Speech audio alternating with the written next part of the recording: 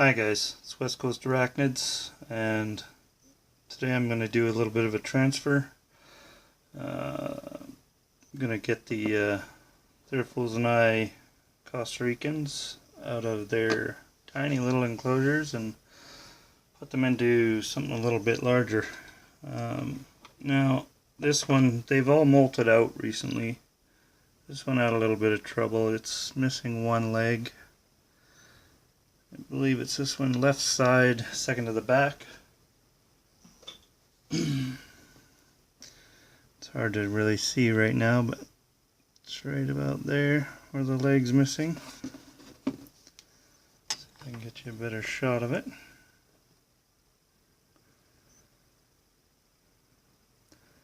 These ones, they get the black triangle on their carapace with a tan carapace around the underneath, just like the Brachypelma amelia. Anyway, let's see if we can get this guy in with no troubles. And you can see he's very sprightly still, even with missing leg, which he will regenerate again because it came off right at the carapace.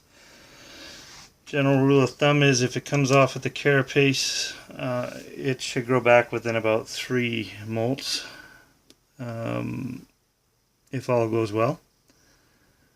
If they lose like half a leg, more than likely they'll never regenerate it unless it comes off fully in a molt.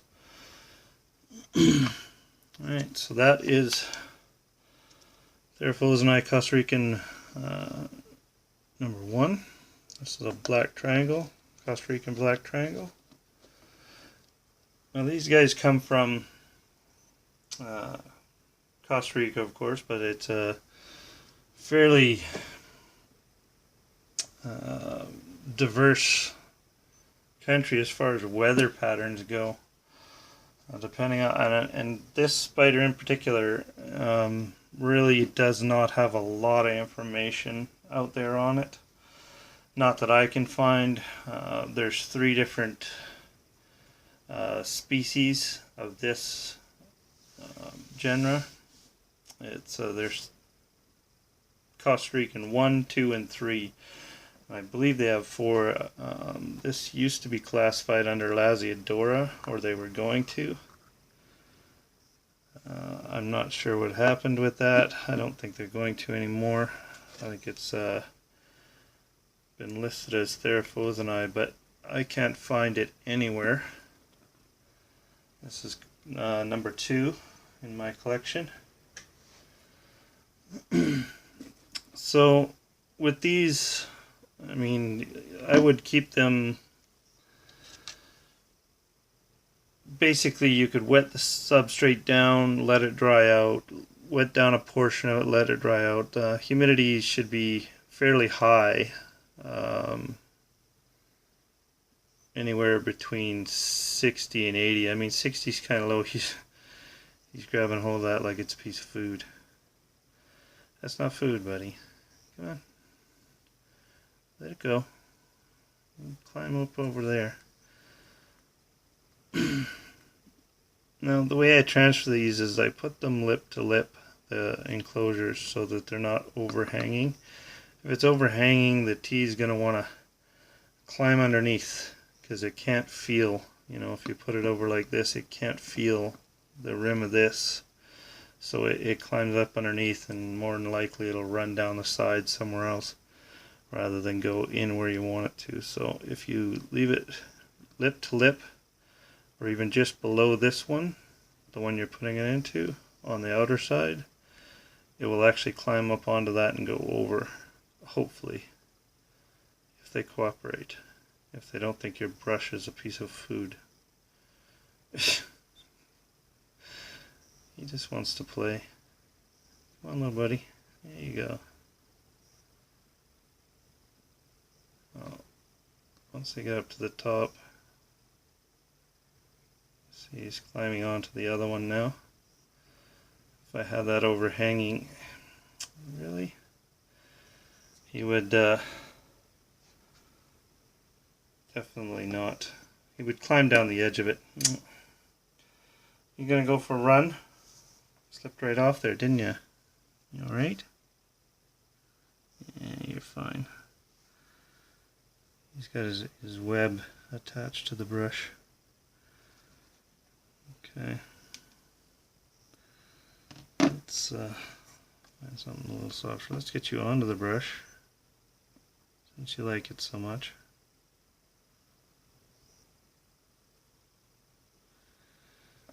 And then we'll bring him in here and try and scooch him off.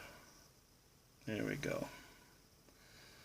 Nothing better. You got a bigger home, more room to run around.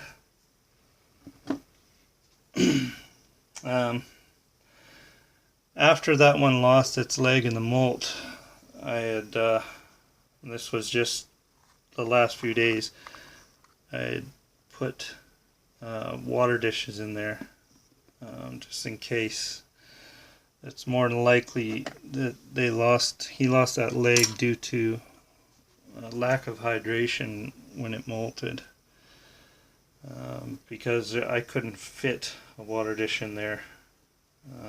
There just wasn't room, and anything small that I did try and put in there, he would just fill it with dirt and it wouldn't work anyway. So there's that one. There's number 2, happily housed. We're going to put him away, and we'll go with number 3. This is the last one.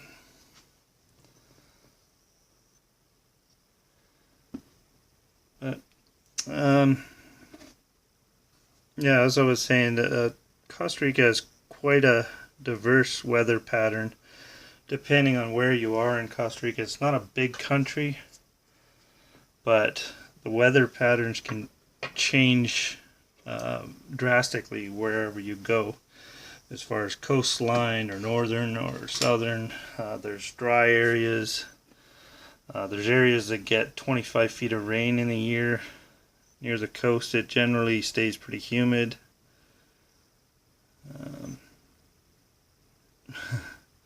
That's not food, buddy. These guys love to... You giving me a threat pose? No. They love to eat. But they don't like to eat on camera a lot, so that's one thing. I need to try and fatten them up and get them molted again. Once they get larger, I'm sure they'll be taking down food like crazy. Oh, buddy.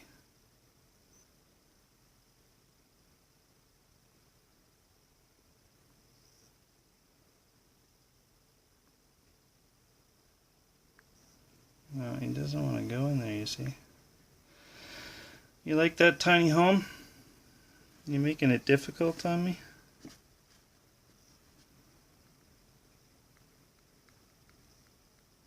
It's probably the bright lights. There you go.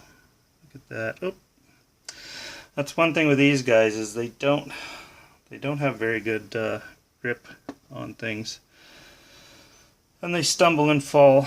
So when you're thinking about enclosures, think about low ones. It's more when they're climbing down than up. They seem to be able to climb up no problem, but climbing down, no. As you've seen twice, they stumbled and fell. Luckily, they're very tiny still, maybe an inch, if that.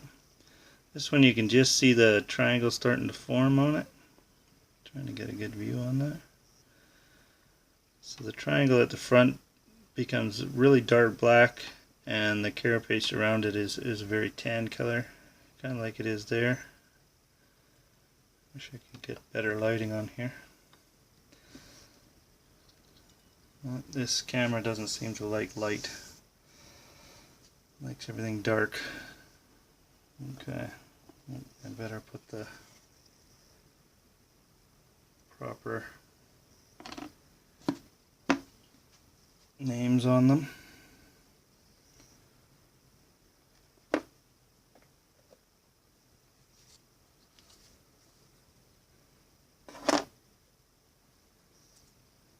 Oops, I did that wrong.